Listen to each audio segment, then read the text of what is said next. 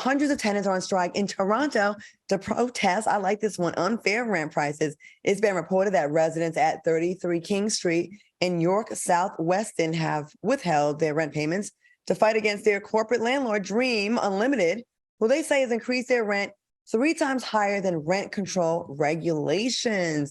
What are your thoughts on this strike, and can you blame them? And can we start protesting other things we got to pay for, like these damn car payments and mortgages? What do you think, Al? What do you think about this story? 3 times more. Let me tell you, rent and mortgage is something that you have to be very, very clear about how much you pay. Now, the rule of thumb is that you're supposed to pay 30% of what you make. So in Toronto, the average income is only $62,000. It's not very high. And that's around $5,000 a month. And unfortunately for these residents, they're paying 50% of what they make to rent and to mortgage, well, in this case, to rent, which is around $2,400 when they're only bringing in $5,000 before taxes. This is a big concern because what happens is when you have to pay that to keep a roof over your head, you have to take the money from somewhere else. And usually it comes from food and phone and electricity. So I get it. I just don't understand why they are allowed to raise the rent from 7 to 10% year after year since 2018.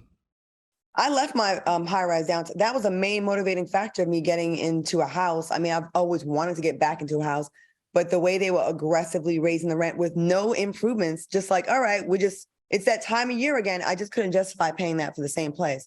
Q, what do you think about this?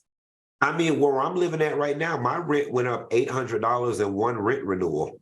That's insane. That is insane. It's crazy. And it's funny because the average person that would have been in my situation probably would have had to move. I don't know anybody who goes to look for an apartment and they say, I have an $800 spread. Most people normally say, I want to pay 21, but I can pay 24. I can go up to 24. It's a small spread.